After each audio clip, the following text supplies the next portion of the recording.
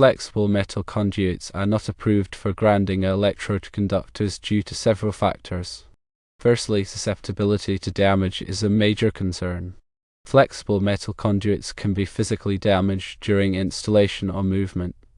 This damage can lead to breaches in the protective covering and potential exposure of the grounding electrode conductor to corrosion or contact with energized conductors. Secondly, the lack of bonding reliability is another significant reason. The bonding of flexible metal conduits to rigid conduits or other metallic enclosures can be less reliable than with rigid conduits. This compromised bonding can impact the low impedance path for fault current return, reducing the overall effectiveness of the grounding electrode system. Thirdly, increased resistance contributes to the unsuitability of flexible metal conduits for grounding electrode conductors. Flexible metal conduits generally have higher electrical resistance compared to rigid conduits. This higher resistance increases the impedance of the grounding path. Ultimately, this reduces the effectiveness of the grounding system in safely carrying fault currents. Bag wire, on the other hand, possesses characteristics that make it suitable for grounding electrode conductors. Bag wire is a solid copper conductor which offers low electrical resistance and provides a reliable path for fault current return. Bag wire is insulated to prevent contact with energized conductors and minimize the risk of corrosion. Bag wire is more flexible than flexible metal conduits. This allows for easier installation and routing, especially in tight spaces. Using an external bonding jumper would not address the underlying concerns associated with flexible metal conduits. The external bonding would still rely on a reliable bond between the flexible conduit and the rigid conduit or enclosure. Isolation pads are used to reduce noise transmission through the conduit system, but they should not be considered a substitute for proper grounding practices.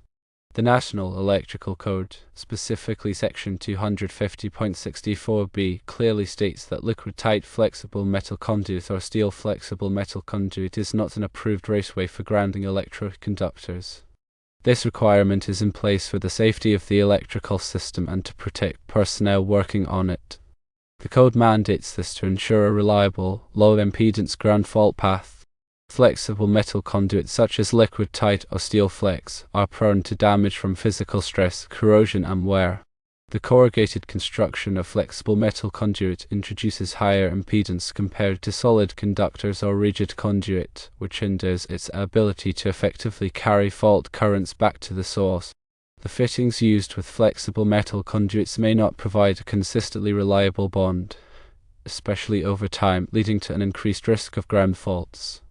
Bag wire, typically a solid copper conductor, offers a much lower impedance path for fault currents due to its solid construction and material conductivity. The insulation on bag wire provides protection against corrosion and accidental contact with other conductors or grounded surfaces. The National Electrical Code prioritizes safety and reliability in grounding systems. The use of approved raceways and conductors for grounding electrode conductors ensures that a low impedance path to ground is maintained, minimizing the risk of electrical shock and equipment damage. The grounding electrode conductor connects the electrical system to the earth, providing a path for fault currents to flow back to the source, tripping over current protection devices and clearing the fault. This process relies on a low impedance path to ensure that fault currents are high enough to quickly activate the protective devices. The higher impedance of flexible metal conduit, combined with potential issues with bonding and durability, make it an unsuitable choice for grounding electrode conductors. The code mandates specific requirements for grounding electrode conductors to ensure that they can withstand the stresses of a fault event and provide a reliable path to ground. These requirements include minimum conductor size, material, and installation methods. Flexible metal conduit, due to its construction and limitations, does not meet these requirements. While an external bonding jumper might seem like a solution, it does not address the inherent weaknesses of using flexible metal conduit for the entire grounding electrode conductor run. The bonding jumper would only provide a connection point, but the rest of the flexible metal conduit would still be subject to the same issues of damage, corrosion, and increased impedance. Proper grounding practices are essential for electrical safety and equipment protection.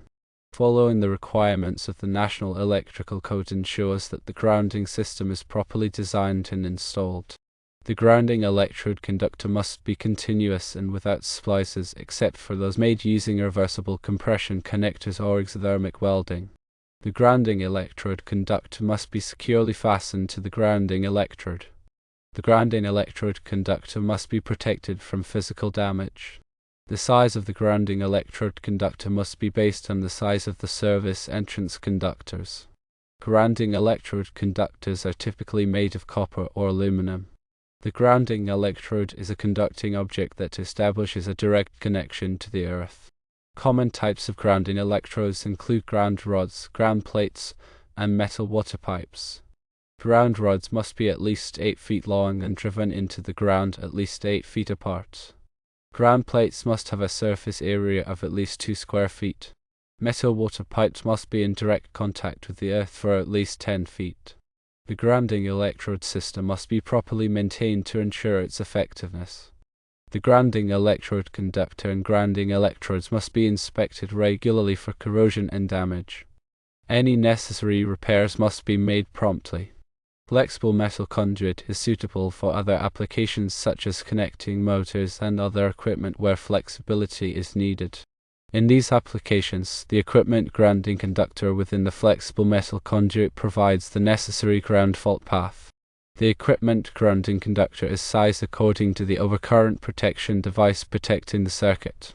The equipment grounding conductor must be securely connected to the equipment and to the grounding bus in the panel board. The equipment grounding conductor provides a low impedance path for fault currents to flow back to the source, tripping the overcurrent protection device and clearing the fault.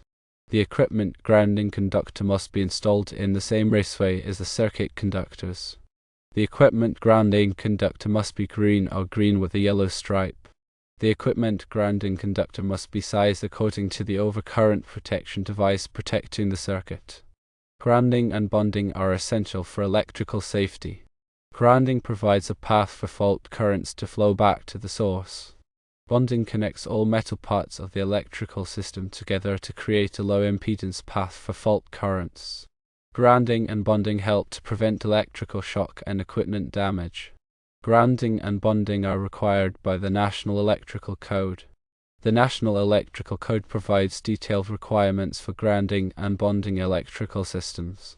Following the requirements of the National Electrical Code ensures that the electrical system is properly grounded and bonded. Proper grounding and bonding practices are essential for electrical safety and equipment protection. The NEC requires that the grounding electrode conductor be run in a straight line as possible.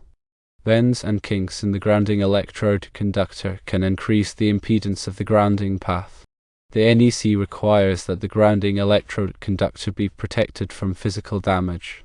The grounding electrode conductor must be installed in a location where it is not likely to be damaged by vehicles or other equipment. The NEC requires that the grounding electrode conductor be accessible for inspection and testing. The grounding electrode conductor must be installed in a location where it can be easily inspected and tested. The NEC requires that the grounding electrode conductor be identified. The grounding electrode conductor must be marked with the word ground or the letters GC. The NEC requires that the grounding electrode conductor be continuous. The grounding electrode conductor must not be spliced or broken.